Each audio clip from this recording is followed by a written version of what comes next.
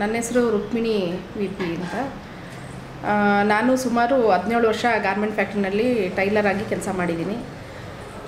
2002 ಅಲ್ಲಿ ನನಗೆ ಒಂದು ಸಂಸ್ಥೆ ಸಿವಿಡಪ್ ಅಂತ ಪರಿಚಯ ಆಯಿತು. ಆವಾಗ ಸುಮಾರು ಕಾರ್ಮಿಕರಿಗೆ ಸಂಬಂಧಪಟ್ಟಂಥ ತರಬೇತಿಗಳನ್ನ ನಮಗೆ ಕೊಡ್ತಾ ಬಂದರು. ಅದಾದಮೇಲೆ ನಮಗೂ ಎಲ್ಲೋ ಒಂದು ಕಡೆ ನಮಗೆ ಎಷ್ಟೊಂದು ಕಾನೂನುಗಳಿದೆ, ನಾವು ಸಂಘಟಿತರಾಗಬೇಕು, ಅದು ನಮ್ಮ ಹಕ್ಕು, ಮತ್ತು ನಾವೆಲ್ಲ ಒಂದು ಕಡೆ ಶೋಷಣೆಗೆ ಒಳಗಾಗ್ತಿದ್ದೀವಿ, ನಮ್ಗೆ ಯಾರೂ ಕೇಳೋರಿಲ್ಲ ಅಂತ ದೀರ್ಘವಾಗಿ ಯೋಚನೆ ಮಾಡ್ತಾ ಹೋದಾಗ ತುಂಬ ಅನಿವಾರ್ಯತೆ ಅಂತ ಅನಿಸಿದ್ದು ನಮ್ಮದೇ ಆದಂಥ ಒಂದು ಸಂಘಟನೆ. ಸುಮಾರು 6 ಜನ ಹೆಣ್ಮಕ್ಳು ನಾವು ಹೊರಗಡೆ ಬಂದು ನಾವೆಲ್ಲರೂ ಗಾರ್ಮೆಂಟ್ ಫ್ಯಾಕ್ಟ್ರಿನಲ್ಲಿ ಕೆಲಸ ಮಾಡಿದಂಥವ್ರು.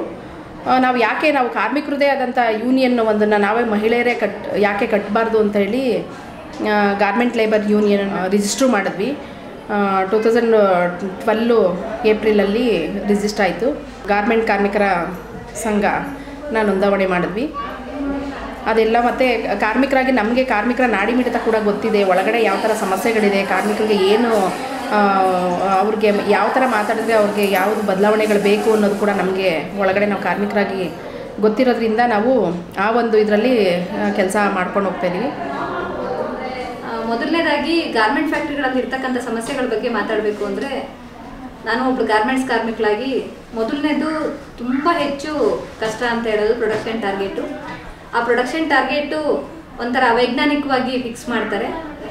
1 ಗಂಟೆಗೆ ಇವತ್ತು ಫ್ಯಾಕ್ಟ್ರಿಗಳಲ್ಲಿ ಇರ್ತಕ್ಕಂಥ ಪ್ರೊಡಕ್ಷನ್ ಟಾರ್ಗೆಟು 100ರಿಂದ 150 ಪೀಸ್ ಇದೆ. ಆ ಪ್ರೊಡಕ್ಷನ್ ಟಾರ್ಗೆಟ್ನ ರೀಚ್ ಮಾಡೋಕ್ಕಾಗಲ್ಲ ಗಾರ್ಮೆಂಟ್ಸಲ್ಲಿ ಕೆಲಸ ಮಾಡೋ ಹೆಣ್ಮಕ್ಳಿಗೆ. ಆಗ 10 ನಿಮಿಷ 5 ನಿಮಿಷ ನೋಡಿ ಫಿಕ್ಸ್ ಮಾಡ್ತಾರೆ. ಆದರೆ ಇಡೀ ದಿನ ಅದೇ ಎನರ್ಜಿ ಇರಲ್ಲ ಗಾರ್ಮೆಂಟ್ಸ್ ಕಾರ್ಮಿಕರಿಗೆ ಕೆಲಸ ಮಾಡೋಕ್ಕೆ. ಅವ್ರಿಗೆ ಎಷ್ಟು ಇಷ್ಟ ಬರುತ್ತೋ ಅಷ್ಟನ್ನು ಕೇಳ್ತಾರೆ, ಒಂದು ಲಿಮಿಟೇ ಇಲ್ಲ ಅದಕ್ಕೆ.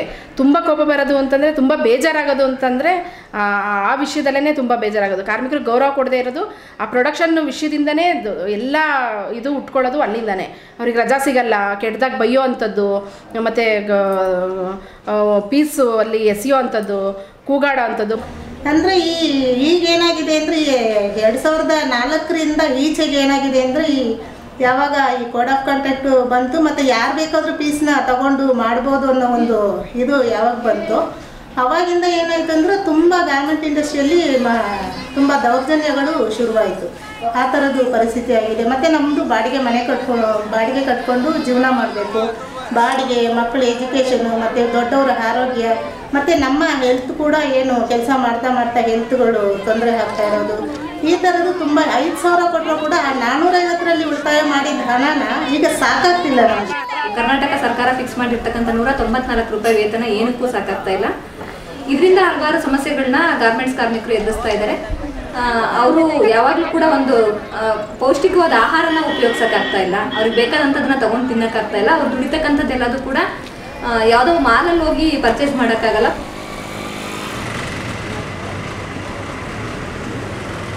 ಮತ್ತು ಸರ್ಕಾರ ಕೂಡ ಗಮನ ಕೊಡ್ತಾ ಇಲ್ಲ.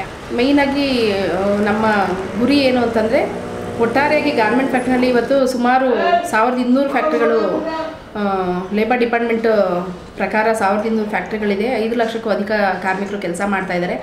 ಇಂಥ ಒಂದು ಕ್ಷೇತ್ರದಲ್ಲಿ ಯೂನಿಯನ್ ಅವಶ್ಯಕತೆ ತುಂಬ ಇದೆ.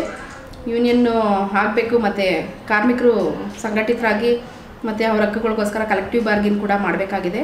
ಅದಾಗಲಿಲ್ಲ ಅಂತಂದರೆ ಏನೂ ಮಾಡೋಕ್ಕಲ್ಲ. ಮೇಯ್ನು ಗುರಿ ಅದೇ ಆಗಿದೆ. ಗಾರ್ಮೆಂಟ್ಸ್ ಕಾರ್ಮಿಕರಿಗೆ ಇರ್ತಕ್ಕಂಥ ಹಕ್ಕುಗಳ ಬಗ್ಗೆ, ಕಾನೂನುಗಳ ಬಗ್ಗೆ ಅವೇರ್ನೆಸ್ ಬರ್ಸೋ ಅಂತ ಕೆಲಸ ಮಾಡ್ತಾ ಇದ್ದೀವಿ.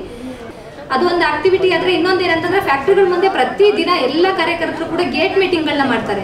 ಆ ಗೇಟ್ ಮೀಟಿಂಗ್ಗಳನ್ನ ಮಾಡ್ಬೇಕಾದ್ರೆ ಆ ಫ್ಯಾಕ್ಟ್ರಿ ಇಶ್ಯೂ ನಮಗೆ ಬರುತ್ತೆ. ನಾವು ಕೂಡ ಲೇಬರ್ ರೈಟ್ಸ್ ಬಗ್ಗೆ ಅಥವಾ ಕಾನೂನುಗಳ ಬಗ್ಗೆ ಆಗಾಗ ತಿಳಿಸ್ತಾ ಇರ್ತೀವಿ. ಇದು ಮುಖ್ಯವಾದ ಗೊತ್ತಾಯ್ತಾ. ಒಂದು ನಿಮ್ಮ ಬಗ್ಗೆ ಹೋರಾಟ ಮಾಡೋದಕ್ಕೆ ಲಾಯರ್ಸ್ ಇದ್ದಾರೆ, ಗೌರ್ಮೆಂಟಿಂದ ಸಪೋರ್ಟ್ ಇದೆ. ಯಾವುದೇ ಥರ ಪ್ರಾಬ್ಲಮ್ಸ್ ಇಲ್ಲ ನಿಮಗೆ.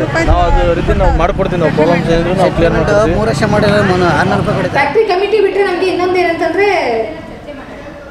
ತರಬೇತಿ ಕಾರ್ಯಕ್ರಮಗಳು ಜನರಲ್ ಆಗಿ ತಿಂಗಳು ಅಥವಾ 2 ತಿಂಗಳಿಗೆ ಒಂದ್ಸಲ ಆಯಾ ಏರಿಯಾಗಳಲ್ಲಿ ಇರ್ತಕ್ಕಂಥ ಆಲ್ಮೋಸ್ಟ್ ಒಂದು 40 ಜನ 50 ಜನ ವರ್ಕರ್ಸ್ನ ಸೇರಿಸಿ ESI ಬಗ್ಗೆ ಟ್ರೈನಿಂಗ್ ಮಾಡೋದು. ಅದಕ್ಕೆ ESI ಆಫೀಸರೇ ಬರ್ತಾರೆ. PF ಬಗ್ಗೆ ಟ್ರೈನಿಂಗ್ ಮಾಡೋದು, PF ಆಫೀಸರೇ ಬಂದಿರ್ತಾರೆ. ಲೇಬರ್ ರೈಟ್ಸ್ ಬಗ್ಗೆ ಮಾಡೋದು, ಲಾಯರ್ನ ಕರೆದು ಮಾಡಿಸೋದು. ಇದು ಒಂದು ಗಾರ್ಮೆಂಟ್ ಕಾರ್ಮಿಕರ ರೈಟ್ಸ್ ಬಗ್ಗೆ ಕೆಲಸ ಮಾಡೋವಂಥ ಒಂದು ಸಂಸ್ಥೆ ಪರಿಚಯ ಆಯಿತು.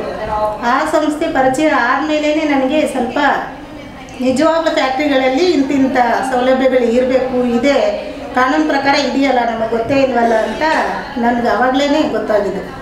ಈಗಿನ ಪರಿಸ್ಥಿತಿ ಇವಾಗ ಸ್ವಲ್ಪ ಮಟ್ಟಿಗೆ ಯೂನಿಯನ್ ಇದೆ ಅನ್ನೋದು ಕಾರ್ಮಿಕರಲ್ಲಿ ಸ್ವಲ್ಪ ಮಟ್ಟಿಗೆ ಗೊತ್ತಾಗಿದೆ. ಮತ್ತು ಫ್ಯಾಕ್ಟ್ರಿ ಕಾನೂನುಗಳು ಏನೇನಿದೆ ಅನ್ನೋದ್ರ ಬಗ್ಗೆ ಸ್ವಲ್ಪ ಮಟ್ಟಿಗೆ ಕಾರ್ಮಿಕರಲ್ಲಿ ನಿಜವಾಗ್ಲೂ ಅವೇರ್ನೆಸ್ ಇದೆ.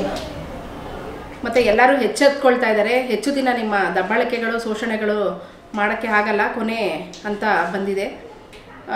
ನಾವು ಇಲ್ಲಿ ಏನು ಸರ್ಕಾರದ ಮಟ್ಟದಲ್ಲಿ ಮತ್ತು ಲೇಬರ್ ಡಿಪಾರ್ಟ್ಮೆಂಟನ್ನ ಇನ್ವಾಲ್ವ್ ಮಾಡಿಕೊಂಡು ಕೆಲಸ ಮಾಡೋದ್ರ ಒಟ್ಟಿಗೆ ನಾವು ಅಂತಾರಾಷ್ಟ್ರೀಯ ಬ್ರ್ಯಾಂಡ್ಗಳ ಜೊತೆಗೂ ಮತ್ತು ಕನ್ಸ್ಯೂಮರು ಯಾರು ಅಂತಾರಾಷ್ಟ್ರೀಯ ಮಟ್ಟದಲ್ಲಿ ಬಟ್ಟೆಗಳನ್ನ ಕೊಂಡ್ಕೊಳ್ತಾರೋ ಅವ್ರ ಜೊತೆ ಕೂಡ ನಾವು ಅವ್ರಿಗೂ ಕೂಡ ಗಮನ ತರಿಸ್ತಾ ಇದ್ದೀವಿ. ನಾವು ಈ ಥರ ಯಾರು ನಿಮ್ಮ ಬಟ್ಟೆಗಳನ್ನ ತಯಾರು ಮಾಡ್ತಾಯಿದ್ರು ಆ ಕಾರ್ಮಿಕರು ತುಂಬ ಶೋಷಣೆನ ಅನುಭವಿಸ್ತಾ ಇದ್ದಾರೆ, ತುಂಬ ಸಮಸ್ಯೆಗಳಿದೆ, ಯಾರೂ ಸುಖವಾಗಿಲ್ಲ ಅಂತ ಹೇಳೋ ಅಂಥದ್ದನ್ನ ನಾವು ಅಲ್ಲೂ ಕೂಡ ನಾವು ಪ್ರಚಾರ ಮಾಡ್ತಾಯಿದ್ದೀವಿ. ಬ್ರ್ಯಾಂಡ್ಗಳು ಕೂಡ ನಮ್ಮ ಇದಕ್ಕೆ ಸ್ಪಂದಿಸ್ತಾ ಇದ್ದಾರೆ. ಇದು ಒಟ್ಟಾರೆಯಾಗಿ ಗಾರ್ಮೆಂಟ್ ಕಾರ್ಮಿಕರು ಸಂಘಟಿತರಾಗಬೇಕು, ಅವ್ರ ಹಕ್ಕುಗಳನ್ನ ಅವ್ರು ಪಡ್ಕೋಬೇಕು, ಕಲೆಕ್ಟಿವ್ ಬಾರ್ಗಿನ್ ಆಗಬೇಕು, ಮತ್ತು ಯಾವ ಶೋಷಣೆಗಳು ನಡೀಬಾರ್ದು ಅನ್ನೋದೇ ನಮ್ಮ ಗುರಿಯಾಗಿದೆ. ಗಾರ್ಮೆಂಟ್ ಕಾರ್ಮಿಕ ಸಂಗಾತಿಗಳೇ, ಈ ನಿಮ್ಮ ಯೂನಿಯನ್ ಸೇರಿ ಹೋರಾಟವನ್ನು ತೀವ್ರಗೊಳಿಸಿ.